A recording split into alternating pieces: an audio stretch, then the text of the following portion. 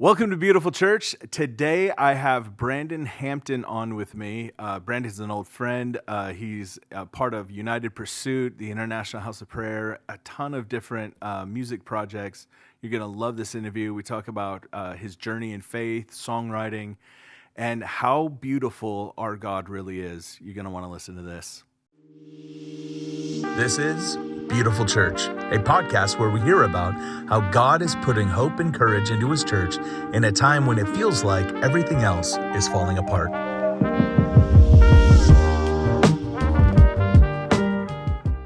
All right, well, I'm here with my friend Brandon Hampton. Brandon, thanks for coming on, bro. Yeah, dude. Thanks for having me. Usually I have Sarah here with me, but it's just the two of us. So I thought it would be fun. I'm nervous. Are you nervous? Yeah. So Brandon, Brandon's we've been friends for a long time. We've known each other for a very long time. I want to say it's been like 21 years or something like that. Yeah. And you're a musician, a singer, worship leader, songwriter. When I met you, you were known as Jason Upton's guitarist. I remember when you came to IHOP, it was like, hey, Jason Upton's guitarist stayed, and he's going to do Fire in the Night, the internship. Yep. And also, fun fact is when you did stay and you were doing Fire in the Night internship, there was this security thing. Where I remember this. Where I needed somebody was saying there was like somebody trying to break into the backside of the building, and back in those days I was always the one that got tasked to go like figure it out. We didn't have a security team. You're a tall guy. Yeah. You're an intimidating presence. Big guy and stupid enough to go run at danger, I guess. And so I was like, well, I can't go alone. I need to bring somebody. And I was like, new intern, come with me. And you were like, me? Where are we going? I was like, just come with me. No context. No context. This is how we meet. Yeah, this is how we meet. Yeah. and then you just happen to like nonchalantly be like, yeah, I heard something about some guy running around with a gun. Yeah, exactly. Like, oh, great. You're like, wait, where are we going? And I was like, just into this dark alley. There might be a guy with a gun there. Just follow me. I had to wonder if that was an initiation, like some kind of like a joke. I was like, is this what you guys do? So we met, we've hung out. There's been so many ups and downs, I think, of both of our lives over the course of those years, as 20 years for any human goes, right? But you've since then you've written songs that we used to sing in my church, which was really cool to me, special to me. You were with United Pursuit for a while. You're still in the United Pursuit, right? Or Totally. Yeah, you're still there. Yeah, totally. Totally.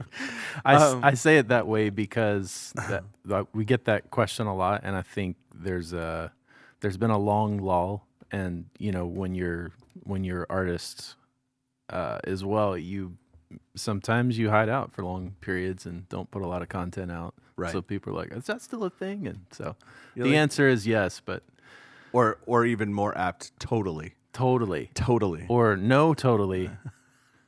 Which is confusing, but that's awesome. More the totally than the no. So the song on that album that you wrote, I loved, "Since Your Love." Is that the title of it? Mm-hmm. I've just heard it sung. I've never looked up the title. But we play that in our prayer room all the time. I mean, that's such a beautiful song. Is there any where did that song come from? It's funny as it started here. Okay. Some of the ideas for the song happened here, and as it goes, some people might know what it's like to start writing a song or have an idea, and then it could sit without a home, right? For a long time. So I think there was like a 6-7 year gap between. No, that's a lot longer. Probably about 5 years from when the "I was made by you, I was made for you," unfulfilled without full communion was the first piece, and then over the years there were other pieces that kind of seemed like it just kind of fit into the theme. Yeah. And then we had this project that we were moving towards and looking for songs, and so that's kind of where we brought it to the finish line, and that happens in worship songwriting a lot of times. So it was super helpful. But what I loved about that was cool, because it's relevant to this podcast, is that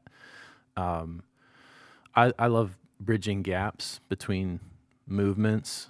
I'm not uber intentional about that, but I find myself in those kind of spaces where there's a little bit of something carried from a place that's also connected to another community or movement or expression and stuff. And so that song kind of embodies my previous season here at IHOP when I was on staff before, and then also what was happening in the worship community out in Knoxville with United Pursuit. So to me, it's kind of a hybrid of like, part of my life, a little bit of a storyline of my life and interaction with God. But it was really sweet to kind of to say when people ask me about the song that it's actually this place in my season here is also a part of that song, the formation of that song. That's really cool. Yeah.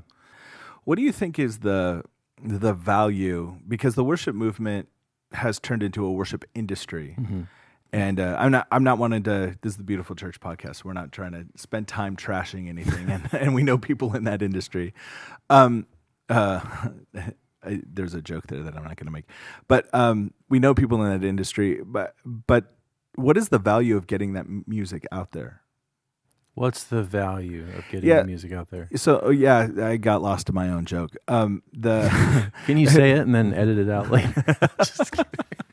That's how that's a speaker thing. Like whenever you're on stage, like you're about to make a joke, you don't. So then you pause, and the pause isn't because you're thinking. The pause is don't say that.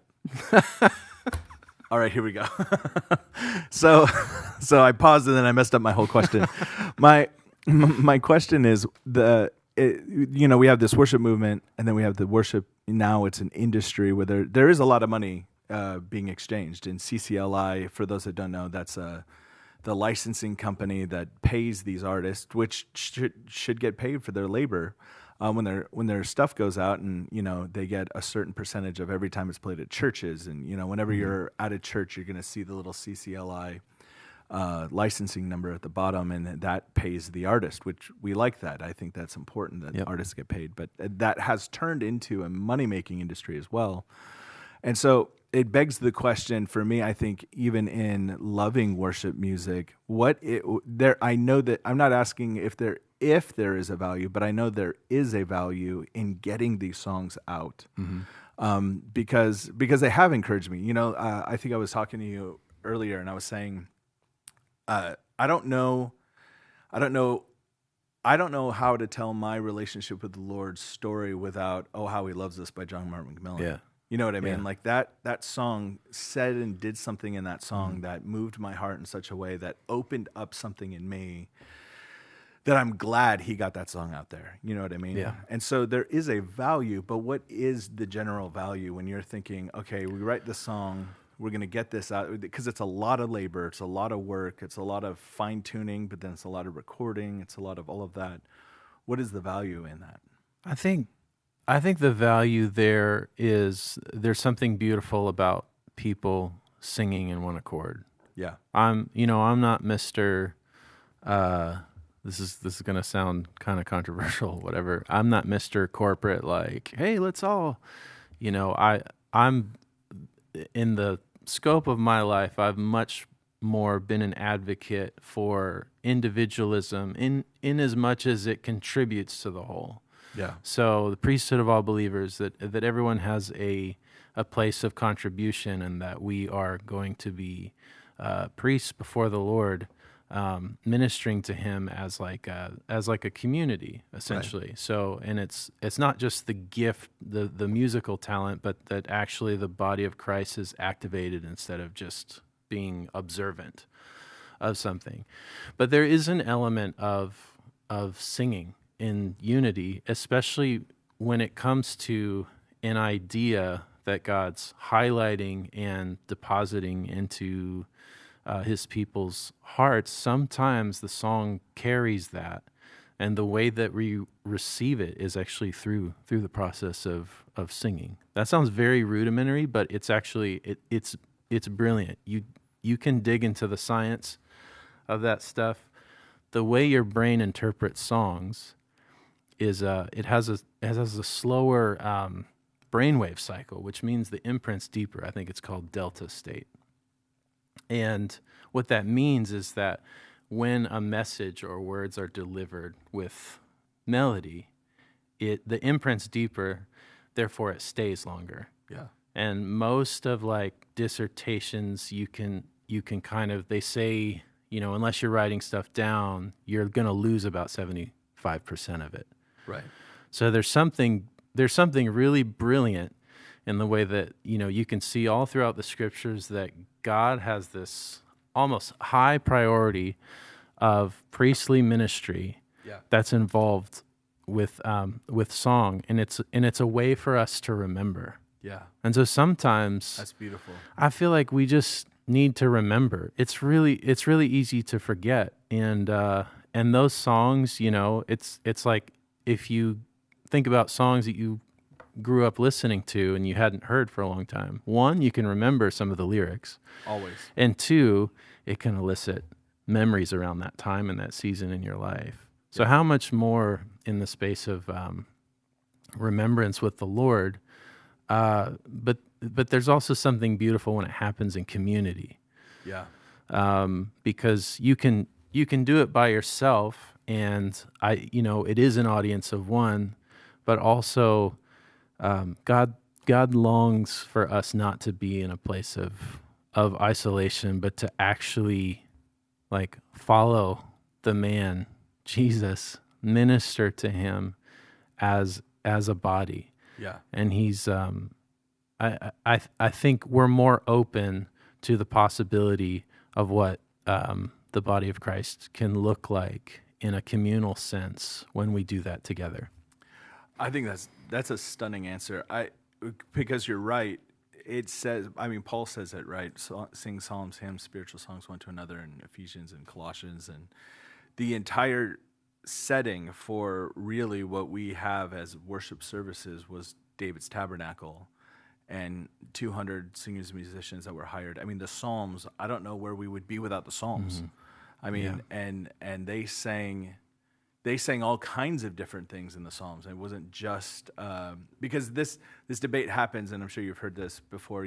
As a pastor, a lot of the older folks are like, "Hey, we need hymns. Why? Because we need the theology. We need to sing the theology, and there's a value in that. Like you said, to remember. I think we don't really. Most people could not tell you anything that John Wesley preached, but a lot of us still know to this day what Charles Wesley sang. Yep. Because of the hymns, because of what they were, and so there's a huge value in that. But the whole throughout the kingdom of God, in heaven they're singing songs, and the idea to remember who He is and what He's done, that's stunning. It's for my own personal storyline, but I know it's not unique to me. It's the thing that has, in seasons of life, honestly kept me.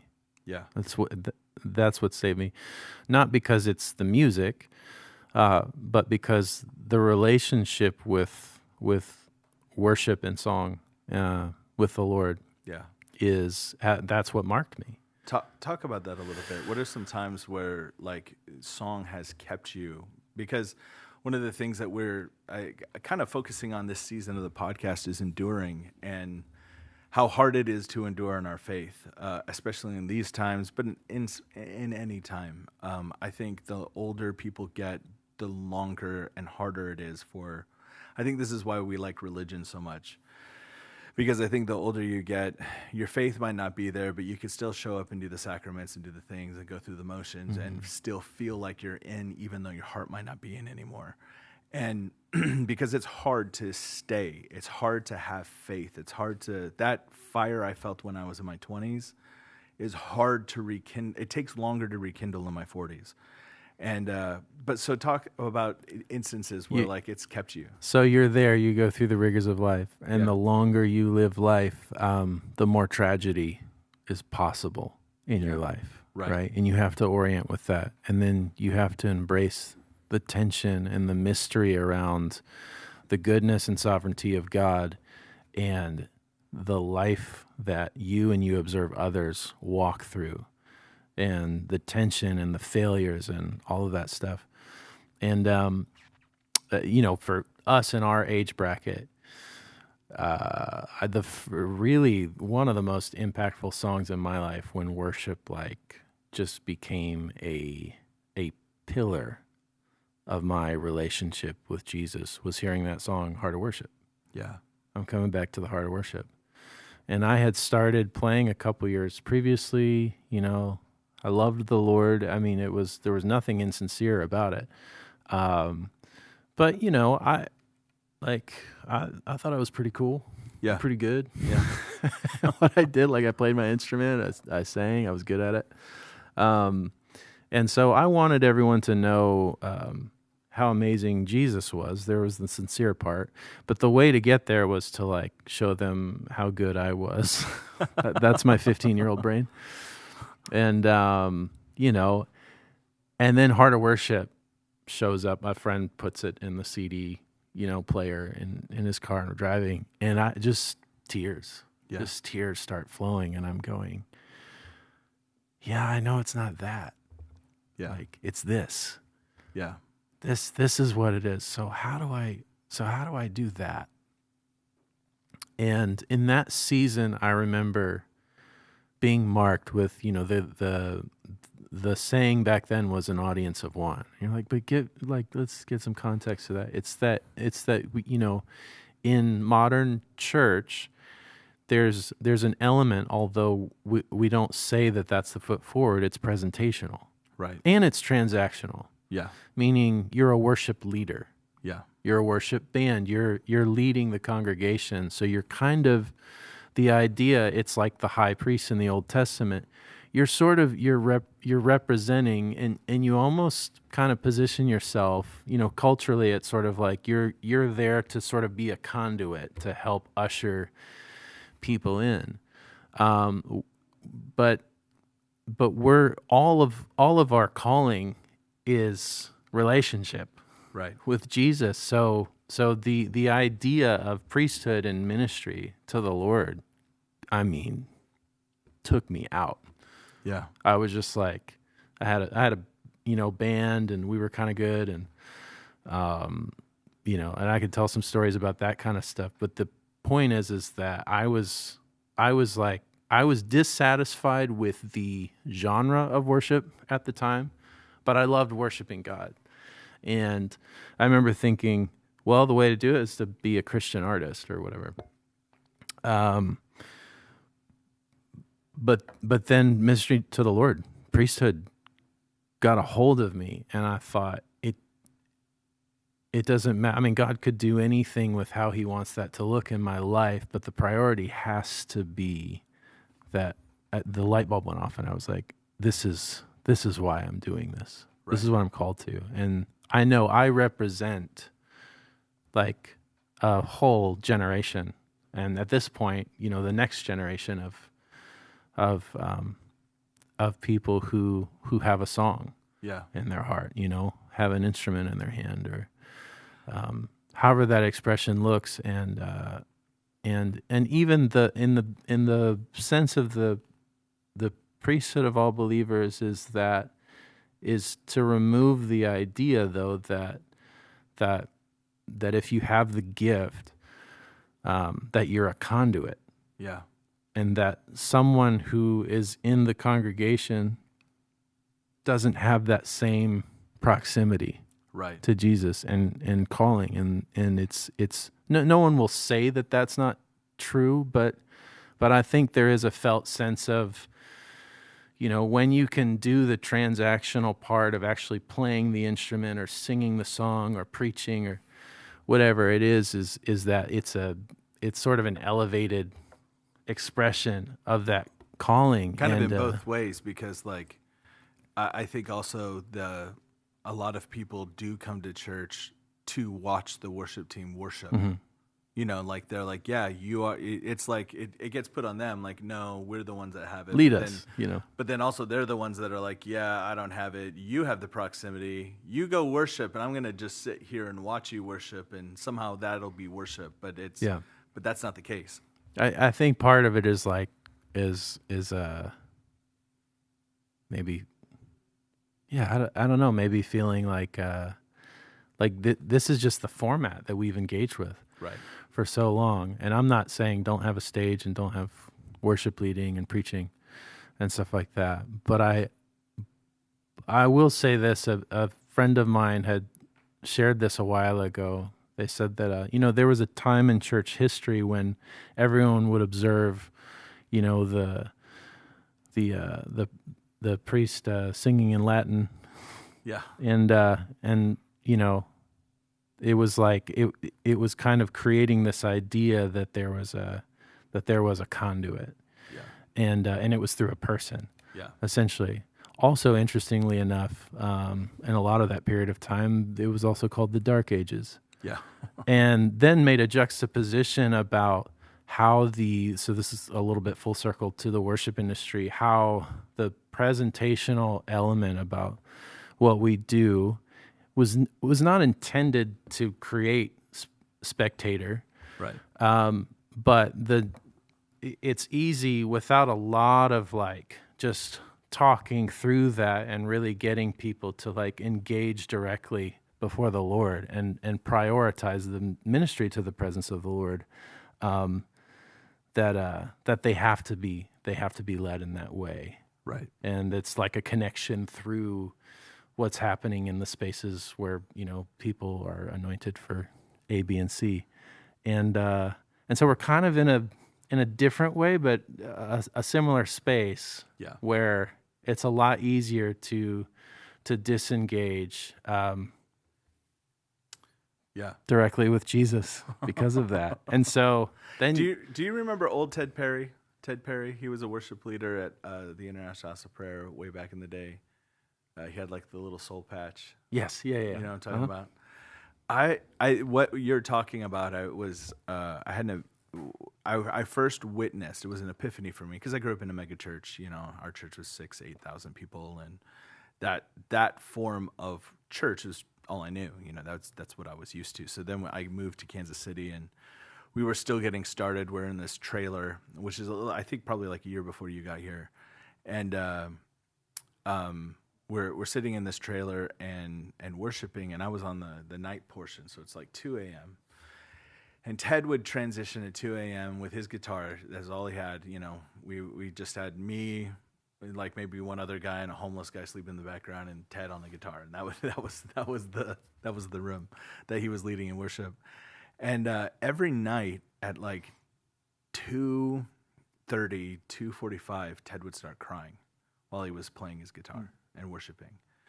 And I just, it's not much else to observe. I just noticed it was almost like clockwork. Bro, every night at 2:30, 2:45, it's almost like I could set my time by it, that you start crying.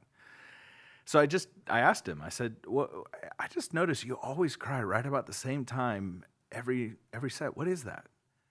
And Ted is a sweet guy, and he's got one of those old storyteller voices. You know what I mean? It's oh, Zach, let me tell you. One of those. We're getting there. And yeah, hopefully, yeah, you and I both we're getting there. Oh, Zach, let me tell you. So he told me, he said, what happens is I sit down, I get my little setup and I get tuned, make sure I'm tuned and whatever, and I sit down and start playing. And I just start worshiping and singing straight to him. And he said the sound booth, and that time was directly in front of him. He said, I picture the sound booth and I begin to picture the throne of God. And I try to picture that sound booth is the throne of God. And then I start to picture the cherubim and the seraphim and the 24 elders. And I just try to picture that Revelation 4 scene in heaven. And he said, it usually takes about 30, 40 minutes till I believe it. And he's and then all of a sudden it hits me. I'm singing straight to God. And he goes, it's just me and him on the sea of glass. And I'm just ministering to his heart, just singing straight to him. And that caught me as a 20-year-old. I went, oh, that's what we're doing here. This isn't about, I mean, there is an art and there is a need to lead people in worship, but that's not what this is about. you're as a musician, as an artist, you're just ministering to him because he's worthy, singing songs to him because he's beautiful, and just this is your worship that we're getting to be a part of, and we're getting to sing these songs with you. You know, me, him, and the other guy, and the homeless guy. We're getting to sing these songs with you, and I loved those sets because those 2 a.m. sets, just singing with Ted as he ministered to the heart of God in the throne room. I was like, I got to get my own visual where, you know, like I got to picture the drum cage, that's the throne, you know, whatever. But it was really, really beautiful. All right, well, so this is a live read. Yeah. You know what a live read is? I have no idea. That's where they put ads into podcasts and then you read the ad. Oh, I don't have anything to read, though. I don't either. But I have something. So it's a live say. Oh, that's great. Yeah, it's that's a live great. say. Yeah. So talk to us about the International House of Prayer University. Yeah, okay. So we are actually filming at IHOP-U. That's what we call it. Yeah. The International House of Prayer University. It's a 4-year school. You can do 1, 2, 4 years, whatever you want to do. 1, 2, 3, or 4. Can you do 3? No, I think maybe I'm just can't, kidding. yeah. You can always stop at the end of 3. But 4 is great. And there we have a media school, we have a music school, and we have a ministry school. We wouldn't be doing this podcast without the media school. No. Because Shout out to Leslie. Because this who's is over there. This podcast, Woo! you might not know this, is actually part of her senior project. Yeah. Yeah. She's doing the filming. It's really great. All we the appreciate her. stuff. Yeah, she's got lots of things to work with. Great setup. Good experience. And you know what's even crazier about this live say, yeah. Is that we're not getting paid for it. Yeah. We just wanted to do it. We like IHOP-U. We like IHOP-U, and we think you should come. So if you're looking for a place to come, we also have internships that go for 6 months here. Even if you're looking for that gap year thing, where you just want to go somewhere for a year, you have a young person that wants to go somewhere for a year, we suggest IHOP-U. Yes. Come join us here. All right, let's get back to this interview. They talk about the secret place, you know, that being where the oil is and where intimacy is, all that stuff. Yeah. It's so associated a lot of times with your prayer closet, you know, it is just you and God, but that what you're talking about right there suggests that very same thing is accessible. Yes. In a common space. Yeah, that's a good point. And that is something that's really easy to kind of create parameters for, where it's like this, the secret place, and then this is. And so one of the things that's really beautiful about this place, about IHOP, and that stage, is that it's you feel very quickly when you're not orienting in that way. Yeah. You start feeling a little bit of tension and the disconnect, and you know, and the goal is trying to get to that place, but you're doing it in a common place, in a corporate setting, right? In a communal setting, and I think you know, there's plenty of houses of prayer, you know, that they put that as a priority, but I mean, I just feel like any church body, to be able to engage and go, the secret place can also be here. Yeah. That's such a liberating, freeing thing. And it also, I think, allows God to do that in a place like that. And there's something beautiful there, because it knits us together in a way that I don't think anything else can. I think that's why Paul tells us to do it, to sing psalms and spiritual songs to one another, because it like you said about how it helps us remember in that whole Delta, whatever that was, that was really Delta cool. State, yeah, that was really cool. That whole thing, being able to experience that together, I think is something that knits us together in ways that, you know, I don't even know if we know. I remember another guy who was here for a while was named Ryan Kondo, and Name drop. I ran into him at this conference up in Michigan. We were both somewhere else. He was at one church, and I was pastoring in New York. And honestly, I hadn't, aside from the pleasantry conversations here and there, whatever. I had not really ever like hung out with Ryan. We didn't like we just in passing. We'd been in the same room singing and worshiping together for 6-8 years, and that's the context. He saw me and I saw him, and I literally teared up. Like I literally just was moved. I was like, bro, it's so good to see you. And he was like, and he kind of teared up. He was like, same, bro, so good to see you. And it was just like, there was this history that we had built that wasn't even necessarily relational in terms of us hanging out on a regular basis. It was this history that was built in singing to God together for so many years that there was just this kinship between us that was just beautiful. That I have found with other people that I have also just spent time singing and worshiping together. There's a communal aspect of that that's beautiful. It really is. I heard it said this way recently. We just did a fast in the community here, the Israel fast, and there was a lot of questions for some, about how to get in the corporate narrative, right? And understand the goal and objective, and orient to fasting as like as not an issue of personal breakthrough, but actually something that we're doing to get aligned with the heart of God. Right. But then someone said this: is that anytime the Lord's doing something corporately, He's also doing something individually. Yeah.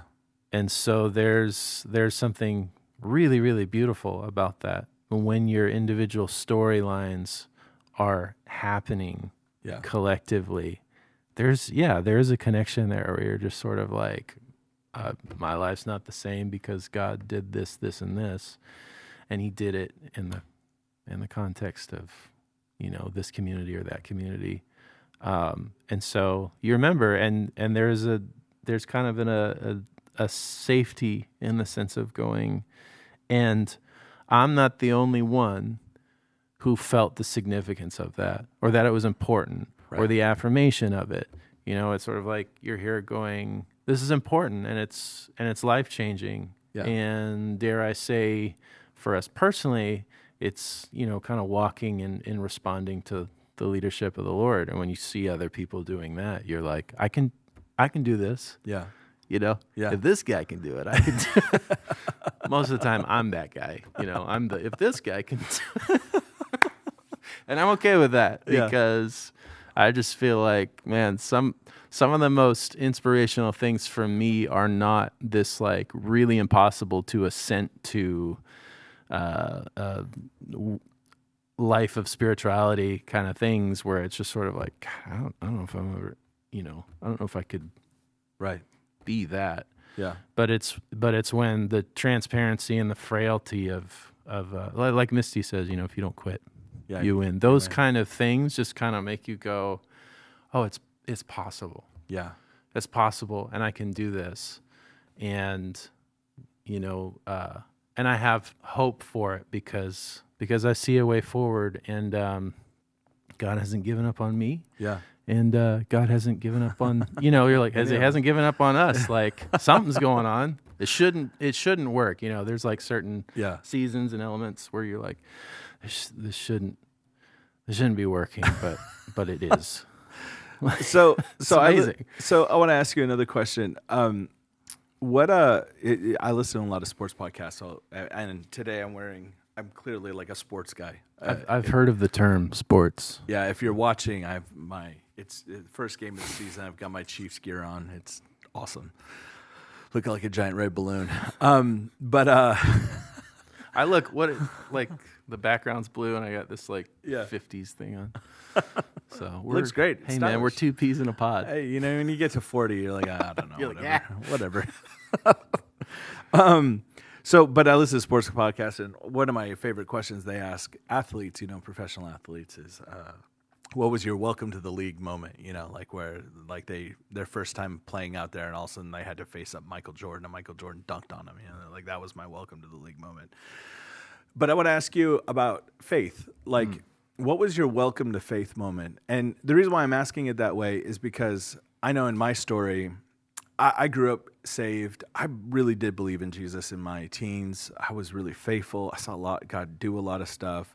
I moved here, saw God do a lot of stuff. But then there was this moment in 2005 that the Lord touched me in a way that afterwards I was different, for real different. Like, it's not necessarily that was my conversion, but I could in some ways say, I don't know, man. I feel like that was my conversion, even though I was in the whole time. What was like your welcome to faith moment? Though there's two answers to that. Yeah. Probably. And as life goes, that's probably true for a Yeah. lot of us. Yeah. Maybe more. But really for me on a personal level, it was just my own story. I'm adopted, and but I grew up in a single parent home, and then my birth mom, she just became ill, mentally, and was less and less capable of raising me, and I remember there was a point. It was kind of like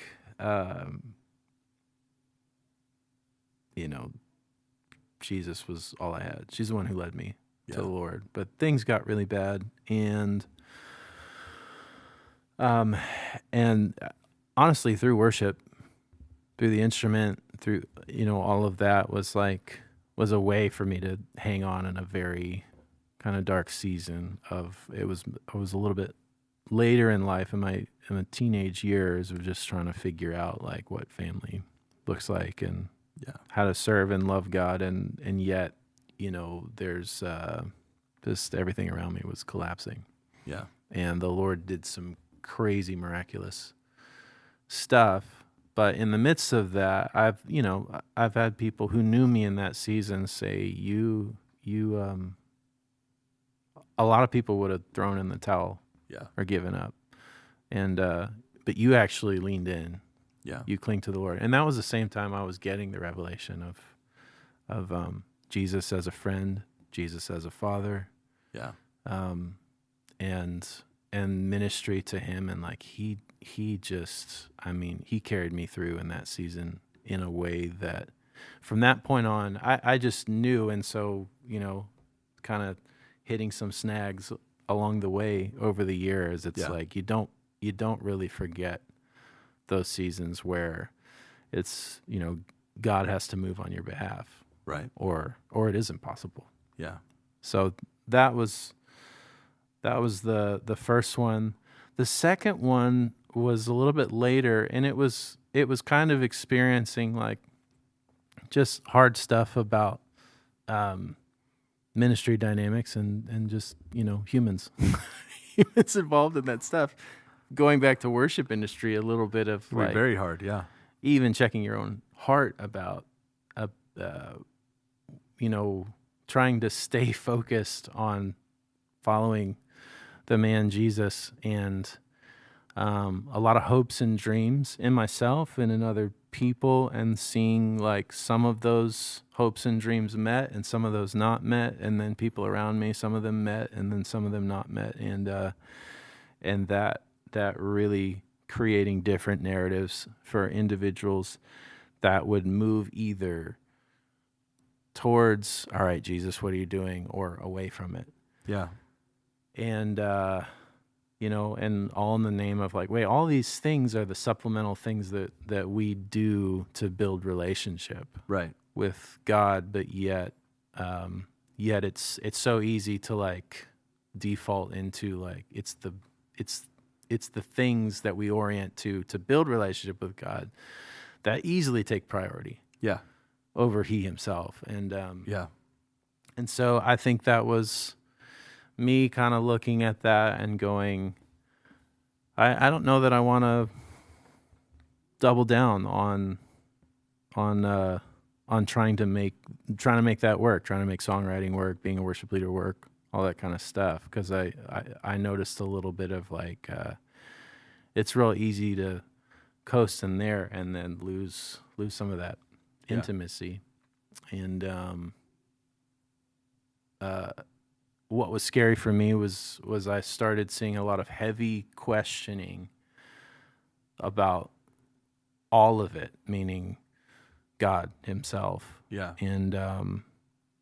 And for me, my struggle was getting to what was Jesus intending? Yeah. What does God desire from us? Yeah. Not in a demanding way, but like what is his actual reach, and why does he want us to do these things? That's an interesting thing too, because I think so many artists that I know and that we know, and especially in this day and age, they get into this place where they want to deconstruct as a way out almost. Mm-hmm. It feels like the deconstructing is a way to have an excuse to get out. And you and I were talking about this, but like then there seems to be another side of that where there's like the deconstruct to stay. Mm-hmm. Where you're like, I need to tear this apart and figure it out because I know he's real, I know he's active, I know he's in my life, and I want to stay. I don't understand these things, but I want to because I need to get it because I want to stay with him. Like, how was that process for you? Because it sounds like when you say the words lean in, it sounds like you deconstructed to stay. Yeah. As opposed to leave. I'll use the word. Yeah. Yeah, I deconstructed. Yeah. But my goal was not to, I'll say this, because I have friends who have needed to question. Yeah. Like in a real way of like, is this real? Yeah. Or is this a story that I've just believed? Right. And of course it's like our whole belief in the story of incarnate Christ requires faith, right, to just believe that it was true. Right. But for some, it's not a conventional story. It's not a conventional story, For some, it's been an unanswerable, I would say, an unanswerable process of having to question that and going, some would say they lost interest in actually engaging with the man Jesus, and I think there's a place for doubt, mm-hmm, but to the point of what the motivation of it is, and for me, I was like, I need to figure out like what you meant, yeah, when you said come and worship me, yeah, what you meant when you said you were the way, the truth, and the life, yeah. What did you mean? How am I supposed to engage with that? And meanwhile, in all the spaces where we say this is the way to engage in it, there's so much disengagement. Yeah. And then I had to point the finger at my own self and go, how have I perpetuated all these props? Yeah. That we've gone, this is faith, this is following Jesus, but actually it's like, no, it's kind of the way we orient to how we worship, but are we actually right engaging with Jesus? And for me, it was like I'm trying to figure him out. Yeah, trying to figure out where he's at, and what are the things, and this is where remembrance comes back into play, and going, I remember the past seasons of your faithfulness. Yeah, I've talked to agnostics and even atheists who these are their words. They would say, I don't believe that anymore. mm-hmm, But at the time when I did, it was undeniably real. yeah. And so And you're like, wait, what? I'm going, you're saying it's undeniably real, Right. And so for me, the distinction for me was that I never got to a point where I questioned whether Jesus was God. Right. But that didn't necessarily mean that I was just like, oh, all right, well, business as usual, like, praise God, we're just going to keep, trekking forward, because what was troublesome to me was how many things that are kind of built in to our orthodoxy are actually not sustainable. When we say here, God's going to shake everything that can be shaken. Yeah. But and I'm pointing the finger at myself too. Yeah. But a lot of the props of my faith are shakeable. Right. So then I'm going, what? That was the question. Like, what is the unshakable thing? Right. About relationship with you? Yeah. What are you requiring of me? And so that was that. You know, when you move into going, okay, one of the identities like that I'm stepping into, or I'd say the identity I'm stepping into is I minister to the Lord. Yeah. Above all else. So I'm an artist, but I've chosen to forego a lot of different avenues for the purpose of going, this is the most important thing. And yet, even in that space, it feels like there's a lot of other things built up around it. Yeah. And so I'm like, how do I minister to you? Right. How do I do that? Because I've built these other things that make it doable until things get hard and you start. That's a process I wish a lot of people would go through, because it's kind of like what I was telling you is, I think one of the reasons why we don't endure is we don't go through that process. We prop ourselves up with attending church on Sunday. We prop ourselves up with going to the Bible study, and prop ourselves up with knowing some core scriptures that we can engage in conversation. You know, John 3:16. Well, God so loved the world, He gave His only Son. You know, like there's the difference between knowing something and it transforming you, knowing something and it being alive in you. You know, he's this Hebrew thinker. I can't remember his name right now. Anyway, he has this quote, and he says, you know, religion becomes faded in our time, not because it died or not because it, you know, anything like that, but because it stopped being useful, because our love became a discipline, our faith became doctrine, it became an heirloom to pass down to the next generation, but it stopped being a living fountain. And the Abraham Heschel, that's who said it. Yeah. And faith has to be this living fountain. It has to be this thing that just flows out of us. It has to be alive, and if it's not alive, it's dead. And you know, Jesus says at the church in Laodicea, you're neither hot nor cold, you're lukewarm, because you've propped yourself up in here. I mean, you're not evil, you're not sinning, you're not going out there, but at the same time, you have nothing alive inside of you. And that wrestle to find life again in your heart, I think is beautiful, because that's literally what's needed, I think, in so many of us, is to go through the wrestle, not to leave, but the wrestle to go, God, I do have to figure out. I do have to figure out why I'm doing X, Y, and Z, and why there isn't life in this anymore. And I want to find life in this again.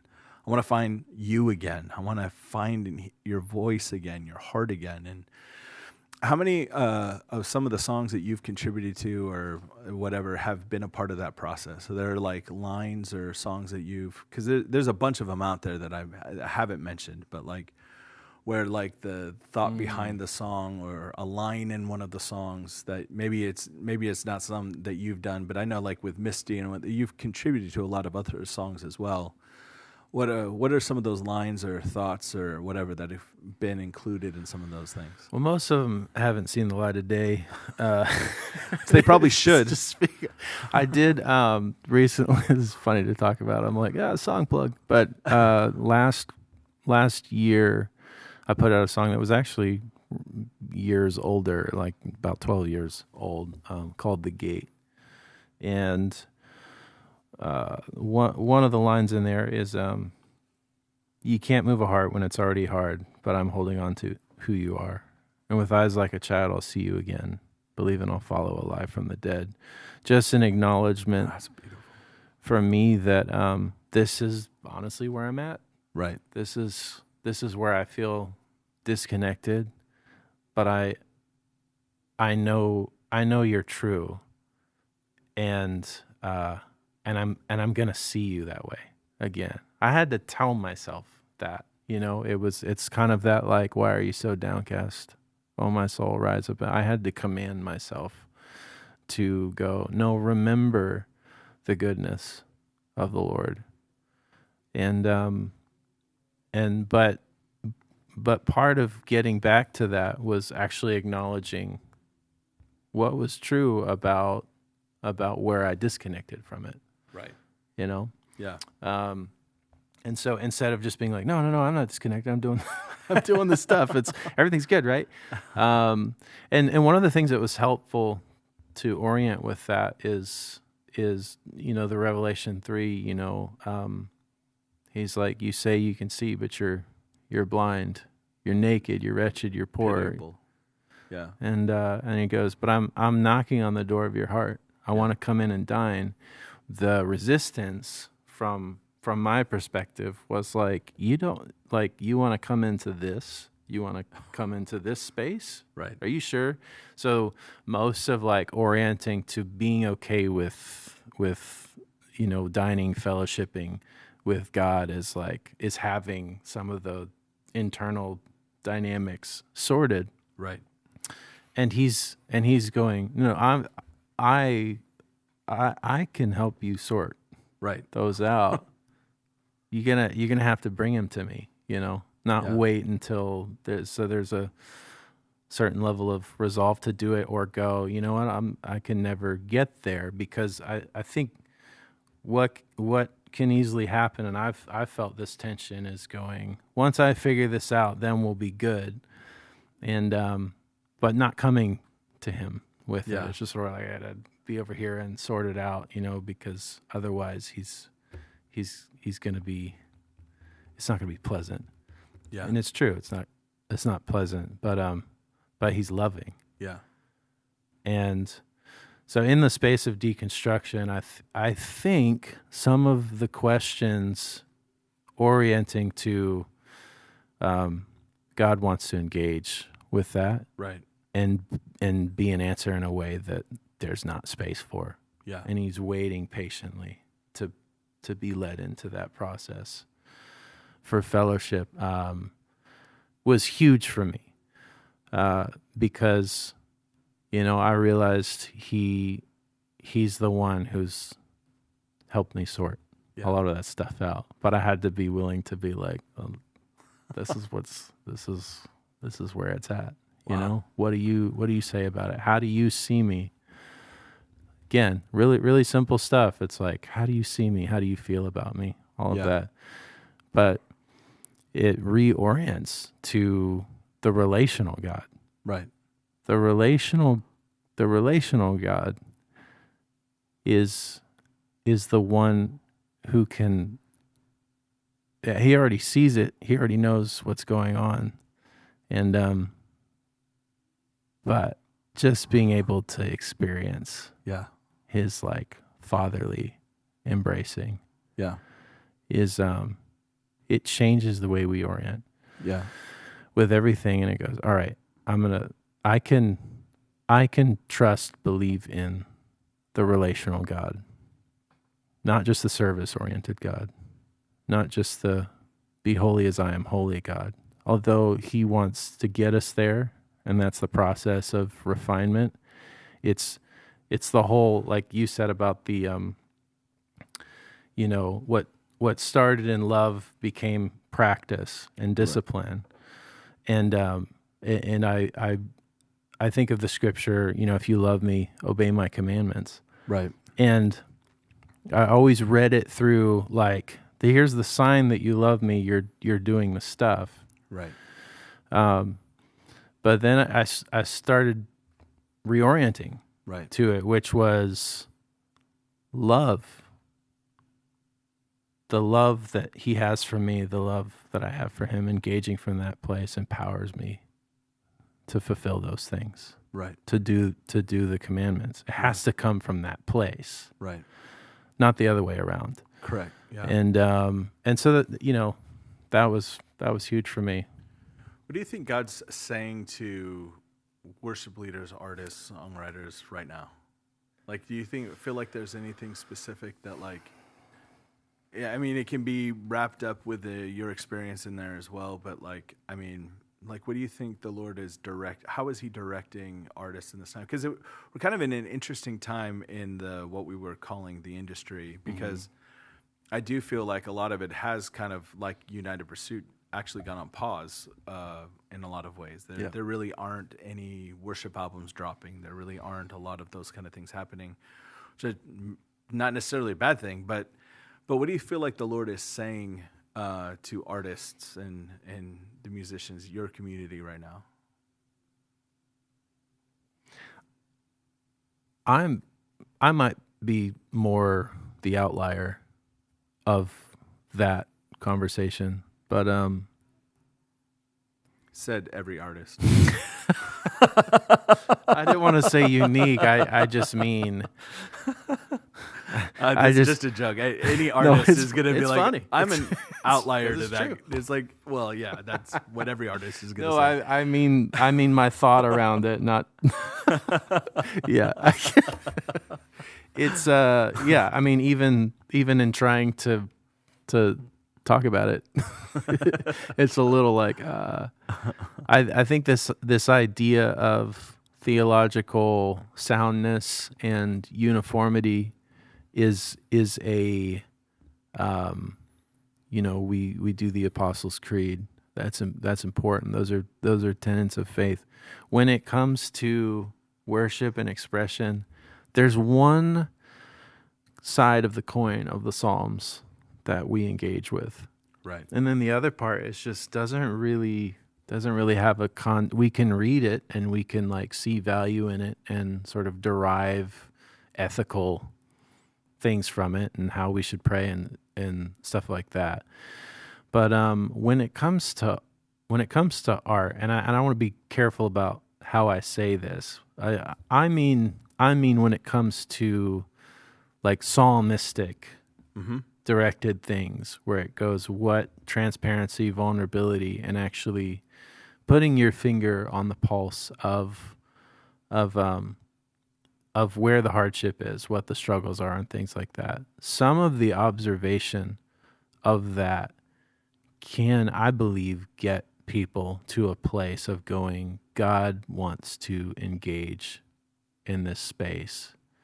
You're talking about like Psalm 13, where he's like, oh God, where are you? Why is everyone out to get me? Nobody loves me. I'm all alone. I'm desolate, and life sucks. Yeah, it's pretty like, who wants to hear that? Right. Yet David made all of the 200 in the tabernacle sing it on regular basis. That's it. Yeah, it's right. It's corporate. It was a corporate meeting. There's like individualism is one thing, but I think that God has, like made us to be an expression. And so for those who feel called to shed light on a question or a sense of feeling, or like, God, where are you moving? Even if it's just the question mark itself. Right. It's sort of like, what a great way to engage people in prayer. Yeah. Like I've heard it said, beauty will save the world. And that sounds very meta and universal, and stuff like that. But then again, we're talking about, one thing have I desired, to behold your beauty. Yeah. Like we're orienting with the beauty of Jesus, and how many facets. I think beauty can save the world. It can be applied in a meta way. But I would actually say it's very sound theology, because not only is that the story of the book of Revelation, not only is that the story of, God's redemption. I mean, the whole point is beauty. The whole point is that this goes to a place of absolutely incomprehensible beauty. And I have always thought, Thomas Dubé has this book called The Evidential Power of Beauty. I don't know if you ever read that. It used to get passed around in our circles. It's a very heady book. It's not one that you just sit down on an afternoon and just kind of lightly read. It's like oh gosh, this is like a textbook. But he talks about how we're the only creatures that can identify beauty. Meaning like, a dog doesn't understand the glory of a sunset, or a deer doesn't know the smell of a rose, or and take pleasure in the scent. They can identify smells where they should or shouldn't need, or those kind of things, but there's not like a pleasure that like it's that smells beautiful. Like just the sheer thing of beauty is the one thing that we can identify as humans, and how that beauty is this common thread to find us back to God. Yeah. That like it's actually following beauty and recognizing beauty, that these are the traces he left behind to tell us who he is. Yeah. And if we follow those traces, we'll find our way back to him, because it's all going back to that place of beauty at the end when we're with him and he's with us, and no more tears, crying, shame, all of that. And so I think that's actually just to put a stamp on it. Like I think a lot of our deconstructing friends might make that a meta point, Right. but it's not a meta point. It actually is a very biblical, very theological point that God actually has instilled beauty into the world to tell us about who he is. Yes. I wrote it wasn't like a psalm. It was just like a little writing thing, and just creative writing, and just I've mostly been in that space. Just this last year about about how we miss too many sunsets. Just like the we get so caught up, and it's kind of what you're talking about. We just get so caught up in our regular world that there's never anything that we have this glorious thing in front of us on a regular basis. And we're stressed out, we're running around, we're zipping around, we're doing all of our stuff. But if we just paused for 30 seconds and just went, wow, what that would do to our hearts. It testifies. Yeah. It's not either or. Right. Like, and so that's and when you have the role of whatever the role, the real intention is of those who create and lead worship, and our artist, I put an emphasis on that word because it's observation, and it's there, like God has given them language, and if they're connected in the vine and in engaging with Jesus in that way, in a way that that allows us to survive, right? There's something really, really helpful. Yeah. There that needs to be let out of the bag. And I think part of the aversion to that is like what is common, and there's a great place for common things that are what we call corporate, corporate songs, corporate, things that are unifying and gathering and stuff. But I would suggest that the history of it, it's like the writings of some of the heroes of faith are there's observations that are in there that just become so helpful because it gives us language to mystery, and yet at the same time says it is going to stay mysterious. Right. That's what keeps us daily engaged with it. Right. It's like that's what keeps us. The sun comes up and it goes back down, and it happens every day. The skyline's different every day. Right. If there's a song, I know the end of the story, and it's like, and that is true. That is like what we believe about his return, and the purification of the bride. The pathway there, like the way that God does cultivation in our lives and in our hearts. I've been thinking about this. Why doesn't God just break through and do this and do that? Yeah. And I've come to realize for myself and just the way it seems that he kind of works in softening the hearts of people that are, kind of like walking through things that don't have answers to some questions about why things are playing out the way that they are, is that it keeps us engaged. Yeah. In dialogue, which means it's daily bread.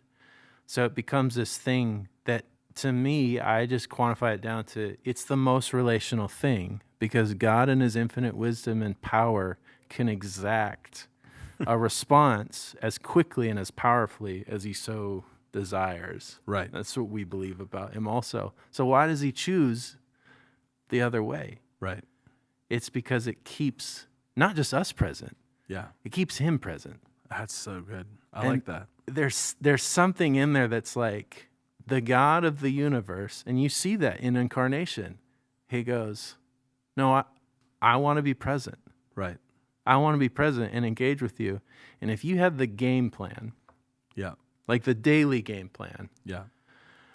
how easily would it be for us to default into Right. following out the game plan Correct. and not You would being have so- discipline and not love. We'd have discipline and not love. Yeah. And we wouldn't be dependent on daily bread. Right.